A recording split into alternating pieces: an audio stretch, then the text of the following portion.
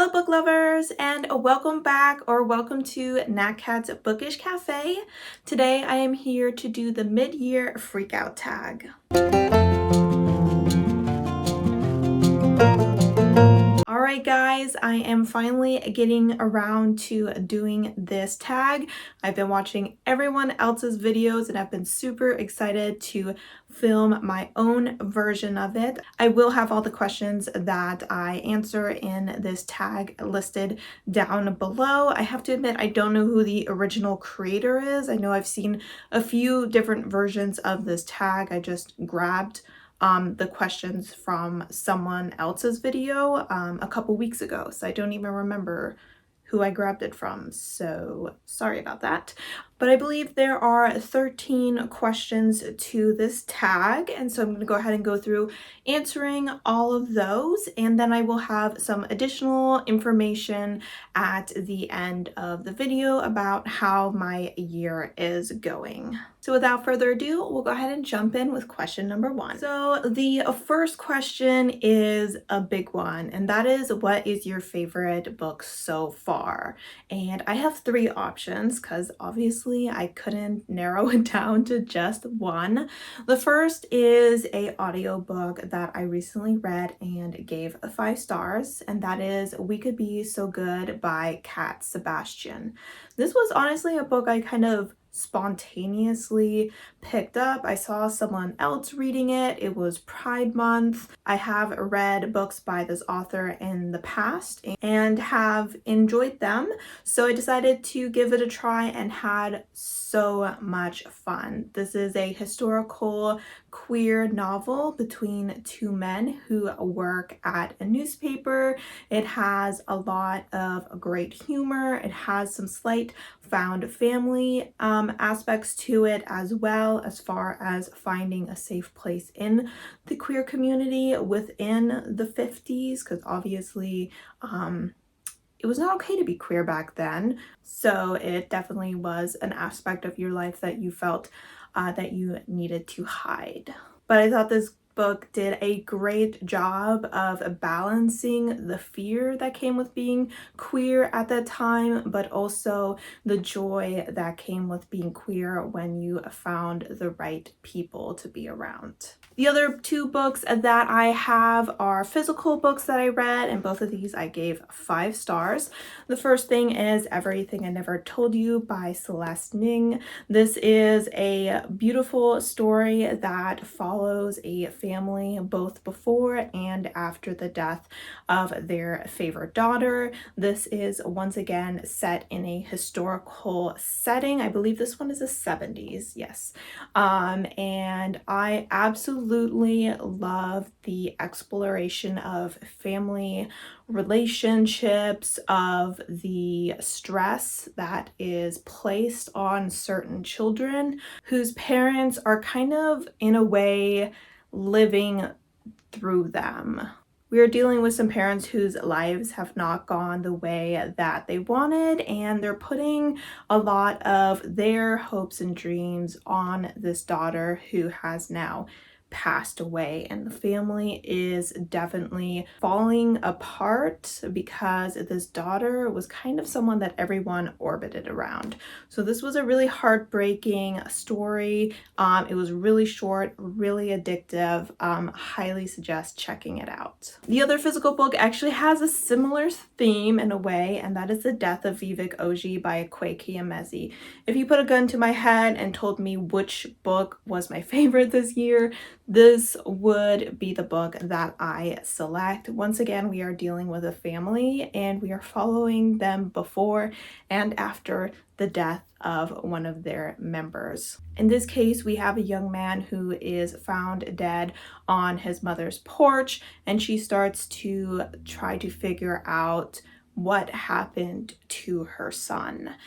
This book focuses heavily on perception of an individual. We see a lot of different people and how their lives were affected by this person, how they perceive this person, how their views of them changed over time and how Vivek's view of themselves changed over time as they started to discover some things about themselves and their sexuality. This book was heartbreaking all the way through. I thought all the characters presented in here were really well fleshed out. Despite this also being a very short book, it definitely carried a punch. Question number 2 is the best sequel that you've read so far in 2023, and those would be book 2 and 3 of the Tarot Sequence by K.D. Edwards. Book 2 is called The Hanged Man, and book 3, The Hourglass Throne. The first book is called The Last Son. This is a queer urban fantasy series that has a lot of found family. It has a really great and interesting magic system as well that continues to grow throughout the series.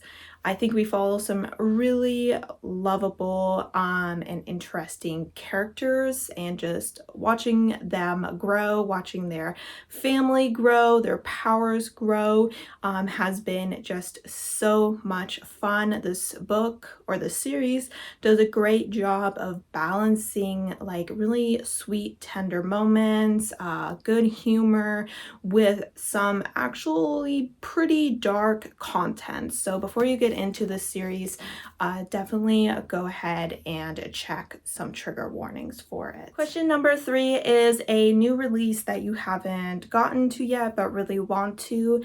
Now, I don't purchase a lot of new releases, if I'm being honest. I'm always super behind on what I'm reading. So the answer that I have for this was actually published towards the end of 2022.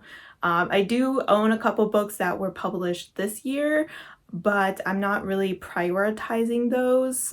So I'm putting Silver Under Nightfall by Rin Chapeko as the book that is kind of a new release, and I definitely want to get to this year. I believe polyamorous vampires is one of the selling points of this book, and I've heard really great things about this. A lot more people seem to be getting around to picking it up, and it's definitely getting me more and more excited for it. I'm hoping to get to it probably towards the end of summer or early fall time. All right, for question number 4, I had to bring my computer up with me, and it is asking what my most anticipated releases are for the second half of the year. I have 4 books here that I'm looking forward to. I do know that Allie Hazelwood is coming out with another release later this year, but I still have her 2 novellas and the one that just came out to read, so I'm not like looking forward to it because I'm not going to read it anytime soon. And Carrie Maniscalco, I finished her Stalking Jack the Ripper series just like last month, loved it. I know she's coming out with another book, but that one is in her Wicked Kingdoms series, or Kingdom of the Wicked, whichever way it goes, and I haven't read that series, so I'm not going to read a book that takes place in that world, just in case there's like Easter eggs or something like that. But these 4 I'm definitely looking forward to. Does not mean I'm going to read them this year. Does not mean that at all. So the first one is Sanctuary with Kings by Catherine Moon. This is the 3rd book to, I want to call it the Tempting Monster series, and this is like a reverse harem monster romance series that I've been having a very good time with. I have read just the first 2, and I'm hoping to read the novella this month. I tried to read it a while ago but couldn't find it, and now it seems to be on Kindle Unlimited, so I'm hoping to pick that up soon. And that's released July 20th, so very soon. The next one is actually the second book to this book, which is why I know I'm not going to be reading it as soon as it releases, because I need to reread this book. I like remember nothing about it, but it's called Dark Air by C.S. Pacat, and that's coming out November 14th. The third one is Murder and Memon, and that's by Mia Manasala. This is, I believe, the fourth book to, I don't know what the name of the series is, but the first book is called Arsenic and Adobo. I've been listening to these via audiobook, been having a good time. I'm kind of hoping this is the last one. I don't know. I feel like this is a series that she could probably go with, you know, on forever, but I don't like being in the middle of series that are still ongoing because it stresses me out. And the third and last one is Godly Heathens by H.E. Edgman. This is the author of The Witch King, and I'm planning on reading The Fae Keeper soon, probably like in a few days. So I've heard really good things from people who have had ARCs or advanced copies of this book, and I'm definitely interested in continuing to check out his work. All right, question number 5 is a bit of a downer, so I'm not going to stick on it too long, but I do have 3 options for it, and that is biggest disappointment. So we're going to start with the least disappointing to the most disappointing. The one that is the least disappointing is nowhere near the level as the bottom 2, but I did want to mention it, and that is Don't Cry for Me by Daniel Black. I believe I still gave this like 3.5 stars, a relatively good rating, but I feel like this book left me disappointed in the same way that Razorblade Tears left me disappointed. I would say if you liked Razorblade Tears, definitely check this one out because they have similar vibes. We are dealing with a father who is writing to a queer son at the end of his life. In Razorblade Tears, we're dealing with a father who's overcoming his homophobia after his son dies. So in both cases, we are dealing with fathers who had a strained relationship with their queer son and are now trying to make up for it when it is already technically too late. Just like with Razorblade Tears, I really enjoyed this topic, but I felt like I needed more father-son scenes, because I felt like even when he was flashing back on his life, very little was focusing on his relationship with his son, which, based off the synopsis and the purpose of the story, didn't really make sense to me. So unfortunately, I was left wanting more from this. Now on to the books that were disappointing and got relatively low ratings as well. The first one is The House Across the Lake by Riley Sager. This is my 3rd book that I've read by Riley Sager, and I believe I picked it up earlier this year and have proceeded not to pick up any more of his work since then, though I'm certainly not done with him. I felt like this book had one of those tropes that kind of annoyed me. I understand having an unreliable narrator, but I feel like it needs to be done in a very specific way. The whole time I was reading this, we were inside our main character's head, and all of a sudden towards the end, we were discovering all these things about her that I felt that we should have known, seeing as we have been in her head this entire time. And it's not like she was, you know, forgetting things and like blacked out that part of her life. The author just proceeded not to tell us for convenience sake, and I just felt like that was a bit of lazy writing on the author's part. So I ended up only giving this, I think, 2.5 stars. As for the biggest disappointment, I feel like I just recently talked about this book quite a bit because I had it in a vlog as well as in my June wrap up, I believe, and that is The Emperor of Evening Stars by Laura Thalassa. And this is the 3rd book in the Bargainer series, and it's technically like a novella or a prequel to this fantasy romance where we follow the male love interest from his teens through the end of what was occurring at book 2. This book really solidified Desmond as a love interest that I did not like. I know a lot of people really enjoy him. You know, he's a dark, brooding, Fae King, you know, Lord of the Night kind of situation. And I do, to a degree, enjoy his and Calypso's relationship.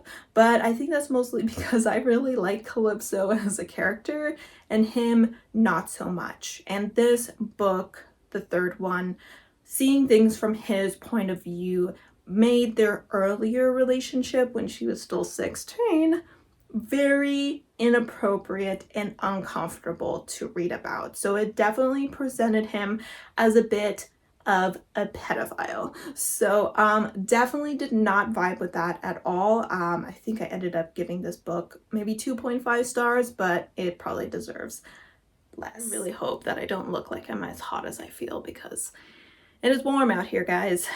And it's that time of day where the sun is like coming right into my window, and even with the blinds cold, it's getting a little toasty. But on to a question number 6. What were some of my biggest surprises? I have 2 books here that I listened to via audiobook. The first one is going to be Hellbent by Leigh Bardugo. I enjoyed the first book. Ninth House, it was a decent time. I think I probably gave it a 3.5. But when I went into the second book, I was once again expecting to have a decent time, but I actually really loved this book. I thought it was so much more interesting than the first book. I think the first book dealt a little bit too much with the kind of like secret societies that were happening in this school, and I just didn't care about those. So when the second book dealt a little bit more with some darker magic, portals to hell and demons, that really drew me in. Now, I know that I'm not explaining a lot of these books, so if you haven't read some of them, you're probably like, Natalie, what are you talking about? I'm sorry. I just, I have a lot of books to get through, so I'm just trying to like touch on a few things about them that I liked, and hopefully if you haven't heard about them, you can go check out the synopsis and decide to read them. Unless I didn't like them, then you shouldn't read them. But yes, Hellbent ended up definitely being better than book 1. And then the next book was a book that I never planned on picking up, but I ended up picking it up for a challenge. And thank goodness for that, because I had such a great time with that. And that is Little Thieves by, was it Margaret Owen? And I kind of heard that this is a book that has an unlikable main character. And for me, that's a very difficult situation, because I'm very much character driven, and if I don't like the character, then it's going to take a lot away from the story. And while it did take me a little while to warm up to this character, she's definitely not a good person. She's relatively selfish, because she feels that being selfish is the only way to get anything in life. She eventually, through negative experiences, facing consequences, and also the help of a new group of friends, learns that that behavior is not always the best, and then she becomes a much more likable character. I really enjoyed the magic aspect of this story. I think it has kind of some folklore vibes in it. We're dealing with some gods, we're dealing with, corrupt noble members, we're dealing with deception, we've got a little bit of romance going on, we got a little bit of queerness, a little bit of ace or demisexual representation. So this book really had a lot going for it. I really did enjoy the audiobook experience. I thought the narrator was wonderful. Question number 7 is, who is a new favorite author? I would say the most obvious answer to this would be Becky Chambers. I have read the Robot and the Monk duology, and I've read the first 2 books in the Wayfarer series, and I'm actually now currently reading the 3rd book in that. I really enjoy her worlds that she builds. I really love the themes. I really love the found family. The characters are really great. I love all the diversity that she puts into her worlds, and just really like I almost would say, say, political statements that she makes throughout her stories. It's always just a really interesting time. I also want to give a shout out to Akwaeke Emezi. I've only read one book by them, so I don't know how much I can call them a new favorite author, but I have bought another book by them because I'm just so excited to pick up more of their work, and I have a feeling I will read everything that they put out. All right, question number 8 is a new fictional crush, and I have a few. I never crushed too hard on characters, if I'm being honest, but there's definitely a few that I really enjoy. The first one is Thomas Creswell from the Stalking Jack the Ripper series. I'm holding up book 2 because I'm using this for another prompt, and that way I don't have to pull the other books off the shelf. He's like the perfect balance of like a gentleman and what did they call him back in the day, like a rake kind of situation, where he says all these things to her that no gentleman would actually say, but at the same time he has so much respect for her. He supports her in every aspect of her life and grants her a lot of freedom that men in this time period wouldn't. And not just like a little bit of freedom where you're like, wow, he's so much better than those controlling men of this time. Like, he would be considered a really good man by like modern day standards. Like, I know the bar is still on the floor, but you know, he's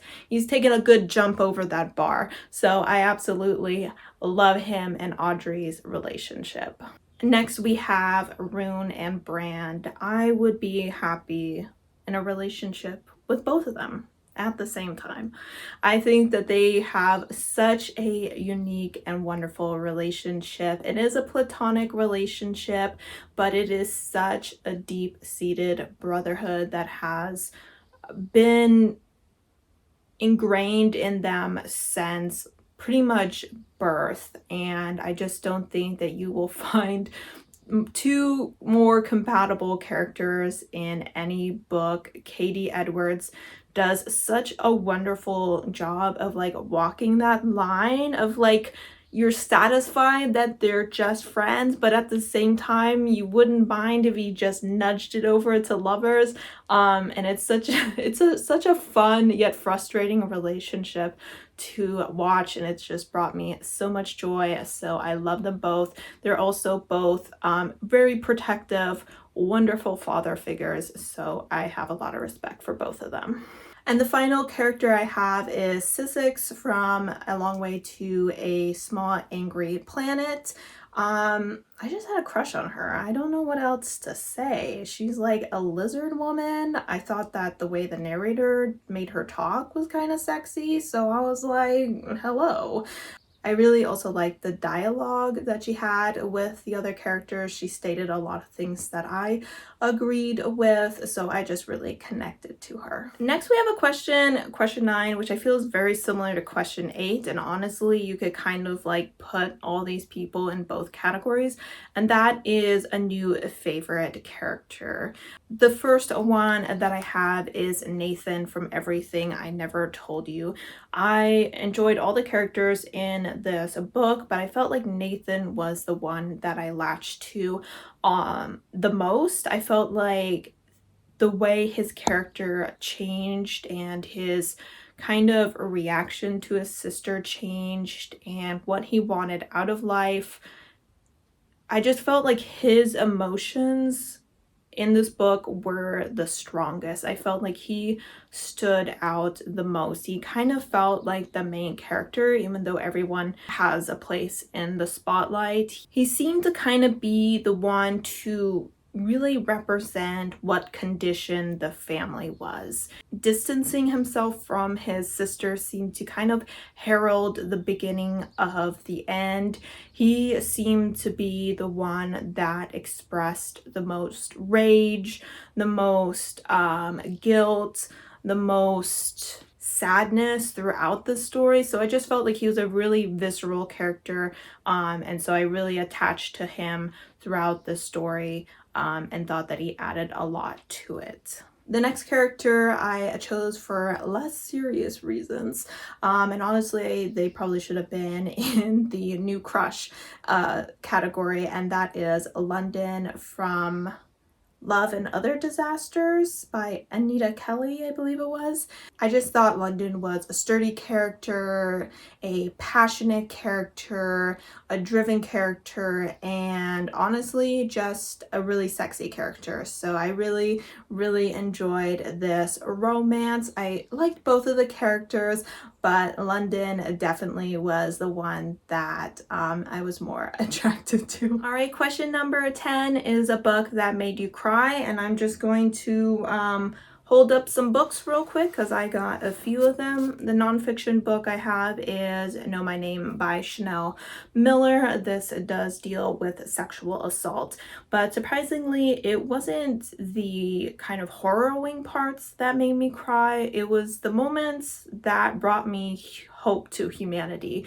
It was kind of the community support that Chanel faced that brought tears to my eyes, because it was such a heartwarming experience to know that there were so many people out there supporting her, but not just supporting with her, but empathizing because they went through something similar. So that was very difficult to read. Next, we have a book I've talked about already a few times, and that's Everything I Never Told You by Celeste Ning. Then surprisingly, we have Hunting Prince Dracula by Carrie Maniscalco. I'm pretty sure one of the other books in this series made me cry, but I can't remember if it was book 1 or book 3, but book 2 for sure had me crying at this one point, which took me by surprise, but just shows that Carrie Maniscalco's writing and characters just really work for me. Third, we have the book that probably made me cry the most because it gave me a double whammy. I cried twice. And that is Aristotle and Dante Dive into the Waters of the Universe by Benjamin Arle Sayens. We then have The Sword of Kagon by M.L. Wang. And finally, another book that I've already mentioned a couple times, The Death of Vivek Oji by Akwe Kiyomesi. This one made me sob the hardest. Aristotle and Dante may have made me cry twice, but this one, I almost drowned in a pool of my own tears. Question number 11 is books that made me happy. Obviously the tarot sequence, I've already told you, I love these characters, I love this story, and it did bring me a lot of joy. We then have We Could Be So Good by Cat Sebastian again. This book had me smiling from like the first 5 minutes. It was just a great time. Next we have Unhinged by Only James. This book, I just had a lot of fun with it. So it did make me very happy to read this psychopath romance, surprisingly, but also not surprisingly, because I feel like most people read these kind of things for a good time, and that's what it is.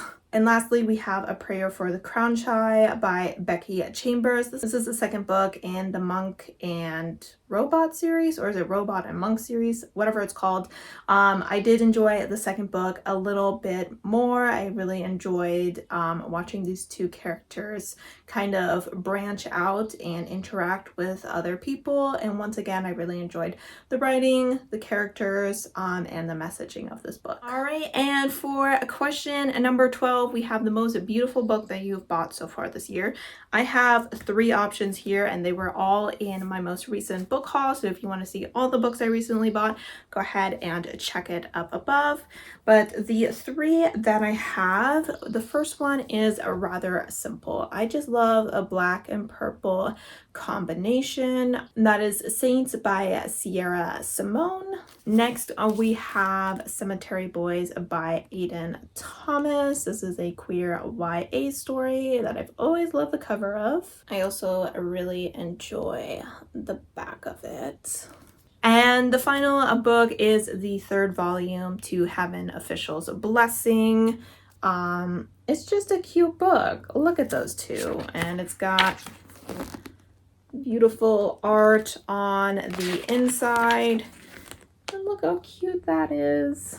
So these books are always relatively good quality, and they have like photos throughout them, but I don't want to do anything spoilery, so I'm not going to show you those. But yes, Love these books. All right, and question number 13 is all the books that I still need to or want to read this year. This is the point where we kind of pivot to my other stats, because I actually made 3 lists of books that I wanted to get through this year. So we are going to go ahead and head over to my reading corner, and I'm going to share my computer screen if I remember how to do that, and we will go through that as well as some other stats. All right, guys, so here we are with my lists. And I hope you guys can hear me okay, because I am a little further away from the camera because I wanted you to be able to get a view of the stack of books that I've been talking about for the last few minutes. But I should also be small in the corner with a screenshot here of my Notion lists. We're going to start off with the 12 books from the Vlog Squad Challenge. This is a Discord group that I'm part of.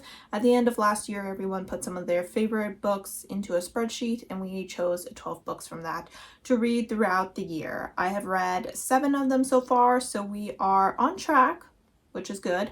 And Project Hail Mary is on my July/August TBR, so I am going to be checking that one off in the next couple months. I don't foresee myself reading it before my trip, so it's probably going to happen in August. As for the other books I still need to read, It Happened One Summer by Tessa Bailey. I do own this book. I'm starting to wonder if maybe I should pick up the audiobook, because I know I'm not going to get to it in July or August, and I do kind of want to get to it in the summer instead of reading it like in the fall or winter. So I may end up doing that. I tend not to like to read the audiobook when I have the physical book, because I'm like, I paid money for this physical book, so I want to read it. But you know, situation wise, it may just be easier to read the audiobook. A Lady for a Duke by Alexis Hall I also own and really want to get to. I just haven't been able to get it on my TBR, but I'm very excited for that. And then the last 2 are Human Acts by Han Kang. I haven't been reading a lot of books from my library, like physical books, and I don't believe there's an audiobook, so this one has kind of fallen to the wayside. Hopefully I get to it, but there are a few books on these lists where I'm kind of already starting to wonder if it just won't happen. And the last one is Strange the Dreamer by Laini Taylor, a well-beloved book that I have been meaning to read for quite a while, but it's also over 500 pages, and I'm just not a long book girly, so I have definitely been avoiding this book. The next list I have is the 20 books that I need to read in 2023. I believe I have read 12 of these, 2, 4, 6, 8, 10, 12. Yes. So we are over halfway. Once again, we are on track, but of course now we're getting into the books that I'm postponing on. I'm kind of dragging my feet a little bit, and some of these I'm wondering if I won't get to them. We have some repeats, like A Lady for a Duke, Project Hail Mary, Strange Dreamer, all repeats from the other list to make it easier for myself. Of course, obviously not that much easier because I'm not reading them, which means I'm not checking things off on 2 lists instead of just 1 list. We also have The Heart's Invisible Furies by John Boyne, another 500 plus page book. Not optimistic about getting to this. It is a historical based book. I tend to read those more in the summer, and I have no plans on reading it this summer. So yeah, we'll see how that goes. The Throne of Five Winds, not optimistic unless I purchase the book. For some reason, I keep wanting to buy this book, but then I don't, and I think it's just because I'm not in the mood to read it. I was in the mood to read it when I put it on this list, but not so much anymore. That's the problem with making lists of books for an entire year. Your interest in them kind of like ebbs and flows, and right now for some of these it's ebbing. We have The Wind-Up Bird Chronicles by Haruki Murakami, another 500 plus page book by an author that I'm unsure about, so that was a really dumb book for me to put on this list, and I really have no faith in myself reading this, if I'm being totally honest. Red Rising, this was a book that I actually had on a list in 2022 that I didn't get to, and if I'm being honest, if I'm being very, very honest, I don't know if I'm going to get to it this year. I don't know if I'm ready to dive into like very heavy political sci-fi yet. I'm still relatively new to the genre. I mean, I've heard great things about this series. I'm just not sure if I have the mental capacity for it yet. And then the last book is a book we know that we're going to get to. I mentioned it earlier. It's right here. And that is Silver Under Nightfall by Rin Chapeko. So that's definitely going to happen. The final books on these lists are the 6 rereads. It was a combination of series or standalones. I've reread Howl's Moving Castle. I reread The Last Sun and The Hanged Man by K.D. Edwards, which I've mentioned a couple times in the series. I had to reread the first 2 books in preparation for the 3rd book. And then I reread The Princess Trap by Talia Hibbert, as well as Volume 1, Fence by C.S. Beckett. Next, we have the All for the Game series, which is the Foxhole Court, the Raven King, and the King's Men. I'm planning on reading the Foxhole Court soon in the next coming weeks. And if the series goes the way that it did when I read it the first time, chances are I might binge it. So that may be done in the next couple of months. And then I am rereading the Warrior series by Aaron Hunter. There are 6 books in the series, and I am currently at this very moment almost done with book 2. I started this in June, and I'm trying to read 1 book a month, which will allow me to finish this by the end of the year. All right, so those are all the books that I still need to read, technically. I'm unfortunately not overly optimistic, but we'll just keep reading. That's all we can do. We can just keep reading. So let's go ahead and look at some other stats. All right, guys, so here is my spreadsheet, and a moment of honesty. I don't know what I did, but I noticed about 13 minutes into this clip that the screen recording had gone away, and I don't know if it was because I tried to go to different screens, because I tried to have like a half and half screen so that you could see my list of goals and this at the same time. So I apologize if I sound like I'm going through this really quickly. My throat is very raw from talking so much. And honestly, I'm a little frustrated that I was talking for 13 minutes and nothing came of that. So yes, it happens. Technical difficulties, but at this point I should have my goals memorized and should be able to just walk through them. So my first goal is to read 100 books. A pretty basic goal, a pretty basic number to put. I am at 82 books, so over halfway for sure.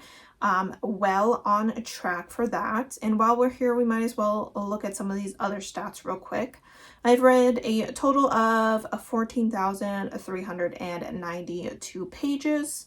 I've listened to a total of 343 hours and 0.97 hours of audiobooks, and my current average rating is 4.01. Now, this isn't like an official goal, I don't believe, but I do want my average rating to be a 4.0 or higher, because that means I'm enjoying the majority of what I'm reading. So glad to have that where it is, though it is a little close to to the bottom of that goal, but it is what it is. You can see kind of over here the number of books that I have given each rating. Definitely 4.5 through 3.5 is the most common rating that I give, and we only have 9 5-stars. I definitely want to get that up in the second half of the year. We have 5 DNFs over here that you can see. Hopefully not too many more DNFs, because we don't like to DNF books. And we do also have a couple books that I don't rate. Usually with nonfiction, I don't rate them, but I have rated a couple of my nonfictions just because I like them so much. I thought they deserved 5 stars. So usually, unless I give a nonfiction 5 stars, I don't rate it. So let's go ahead and go over here. I'm not going to go through all these stats or anything. I don't have any graphs for them either. That's kind of a end of year kind of situation. So here we can see my LGBTQ plus rep. One of my goals is to read at least 50% with that kind of representation in it. As you can see, I have read 43 out of 82 books with this kind of representation, so that goal has definitely been achieved. We are pretty much right on track with that. We then have that I want to read 30% with disability representation and 30% with mental health representation. As you can see with one of these, we're going above and beyond. Mental health representation, I feel like, is a lot easier to get in a book. We're talking about anxiety, we're talking about depression, we're talking about grief. So that does pop up in a lot of the books that I am reading, and so I've read 46 books. 56% of the books that I have read have had that kind of stuff going on. On the other hand, I have only read 6 books with disability representation. I'm hoping that that goes up, especially this month being July, Disability Awareness Month. I am definitely going to try and get some books in there that have disability representation. I also did recently start a manga which has 12 books in the series, and I'm hoping to read all 12 of those books this year, and all of those have a main character who has a spinal cord injury and is therefore wheelchair bound. So that number will be going up. I don't feel optimistic that I'm going to get to the 30%, since I'll definitely be reading at least 100 books this year. That would mean I would have to get up to at least 30 books. And that might be a little bit of a stretch, but we'll see what we can do. You know, we're not giving up yet. We're still going strong. The other goal was books by Indigenous authors, and now I do know that I have not achieved this goal yet. I do have 2 books this month that I'm planning on reading by Indigenous author, and that would put me at 4. So at this point, I've read 2 books out of 5, but by the end of the month, that should go up to 4 out of 5, which will put us in a much better place with that book, or with that goal. The final goal that I want to talk about is reading 6 nonfiction books. Now, I want to say that I have read 4. Okay, so I just double checked. I have read 4 nonfiction books so far, so I would say we are on track with that. I'm not the fastest with nonfiction books. I never really prioritize them. I do enjoy reading them, which is why I made this goal, and I'm currently working on my 5th of the year and am semi-optimistic that I'll be able to finish it by the end of July, but we will see how that goes. All right, so as far as my goals go, those are looking relatively well, and we went through all my basic stats here as well. We can look at some other stuff that I have here, like my spending. I did just recently do a book haul where I kind of talked about what I've spent so far. So you can kind of see here, everything after this point is books that I bought. If I used a gift card, I put $0, and I was marking the ones that I have read, but I haven't updated that, so I don't know if there might be a few on here that I've read. These ones are ones that are on my Kindle, the ones highlighted in purple, but you can see here the total that I've spent so far this year, $399. As long as I spend under $1,000 a year, I am happy. So we are definitely on track. You can see that I binge bought a bunch of books in June. And other than that, I tended not to buy too many books, maybe like 3. This month I bought more because I bought all 4 of the Samantha Shannon, Pale Dreamer, not Pale Dreamer, the Bone Season, Bone Season books. And then obviously in January, I had a lot of books as well because I was using up those Christmas gift cards. So pretty happy with the books that I've been buying, primarily focusing on series, just so that I don't get too many unread books on my shelf. And then the final thing that we're gonna go through is my series tracker. So I have my key up here, and we're just gonna make this like a little bit smaller so you can see more, but I also want you to be able to like see it. So the yellow, this first box, these are all series that I started before 2022. So I've been working on them for well over a year. If they are in lime green, it means I've completed them. So I'm very proud of myself for finally completing these duologies. I mean, they're duologies and they're like the oldest series on my list. It was honestly a bit embarrassing, but we completed them. The blue ones are the ones that I started last year, and then the red ones are the ones I've started this year. So I've definitely been starting plenty of series, but we can quickly go through them. As far as these ones, I'm pretty much up to date on all of them. Heartstopper, Monstrous, those are both graphic novels slash comics, where I am caught up on the series. Boyfriend Material, I want to say that the third one is coming out sometime this summer. I wanted to say it was July, so I don't know if, soon I will not be up to date on that. Dark Rise, that is one I mentioned. Dark Air is coming out in November. It's one of the books I'm looking forward to the most. Tales of Verenia is a TJ Klune book. There is just a final book in the series that is kind of separate from the rest of the series because it follows a different character that I just had a bad experience with. It's not the book's fault or anything. It had to do a lot with the political climate at the time that I was reading it, and I've just been struggling to pick it up. But I am determined to either by the end of the year officially DNF that book and accept that mentally it's not something that I can handle, and that it is unfortunately too tied to that negative event, or I will actually sit down and read it. It's gonna happen one way or another. And then as far as the books that I started last year, we have Lord of Eternal Night. These are kind of queer stories that are companion novels, so I don't mind putting too much different distance between them.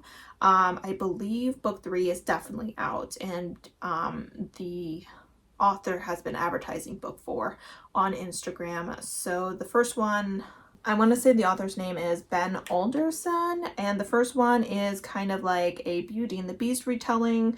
The second one was Hades and Persephone. Then the recent release was a Red Riding Hood retelling with the big bad wolf as the love interest, and I can't remember what the newest one is about, but those are fun. Love Hypothesis, I have not read the 2 of the novellas as well as the most recent release. Are these considered part of a series? No, but I consider them part of her STEM universe, and so I'm keeping them on my series tracker. Purple means that I DNF the series. Him is like a male-male hockey romance. Nothing against the series. I just read him so long ago that I would need to reread it to read book 2. And honestly, I didn't love it so much that I want to reread it. So I decided, the second book isn't like necessary. It's just more of the couple. So I'm fine with not continuing it. So I DNF'd that. We got a couple, quite a few completed this year, which is great. The Tempting Monsters is the one where I said the third book was coming out later this month. Ninth House, we talked about that book as well. We're caught up on that. Arsenic and Adobo, we talked about that as well, with another book releasing later this year. Heaven Official Blessing, we talked about that too, with me recently purchasing book 3. Annihilation is one I'm a little embarrassed about, to be totally honest. I really did enjoy the first book, but I am determined to read these physically. If I was gonna listen to them via audiobook, I would probably be done by now, but I do want to read them physically to make sure that I really absorb the story. And like I said, I have not been getting books from my library as often, and for some reason I don't feel like buying these. So yeah, that's where we're at with that. Finished stalking Jack the Ripper this year. That was a big accomplishment. Iron Widow. Yeah, caught up on that. Unfortunately, the second book was supposed to come out this year, but it was postponed, so woe is us. The Inheritance trilogy, oh my gosh. I feel like I kept saying that I started this book in January, or read the first book in the series in January, but while I was preparing for this video, I realized that it was December. So I was like, wow, it's been even longer than I thought since I read book one, and I have not picked up any other books in that series. So it's a trilogy and a novella, and it's by N.K. Jemisin. I need to get on it. Winter's Orbit, once again, I know the book is a companion and not a continuation. I haven't bought it because I've only seen it in hardback. And yeah, it's probably a book I'll see on my Christmas list or birthday wish list because it's definitely one I want to get to. And then The Bargainer, I talked about, by Laura Thalassis. I just have to read the last book. We'll see how long I wait to pick it up after that novella left such a bad taste in my mouth. All right, guys, and on to the final section of this video, going through the series that I started this year. Little Thieves, I mentioned that it was a very pleasant surprise. I do believe that the second book just recently came out, so hopefully I can listen to the audiobook soon. The Witch King, I mentioned I'm reading the second book soon. Women of Troy, I did just recently purchase the second book, so it's in my hands, and hopefully that means I will read it sooner rather than later. Necessary Evils, Unhinged, I mentioned earlier in this video, and I know for a fact that I will be reading the second book, which I believe is called Psycho, and there's a potential for me to read maybe a few more. we'll see. And then The Bone Season, I am currently working on book 3. So these 3 crosses represent book 0.05 and book 1 and 2. So by the end of this weekend, we'll have another X there, so that's nice. The tarot sequence I have as completed, even though you see more squares here. This is going to be a series of 9 books that is broken up by 3 trilogies. So I finished the first trilogy. I'm counting it as a series completed, and there's no release date for the next series. So that's where we're at. Fence is a comic series that I'm making my way through slowly because comics are expensive and I don't feel like buying them.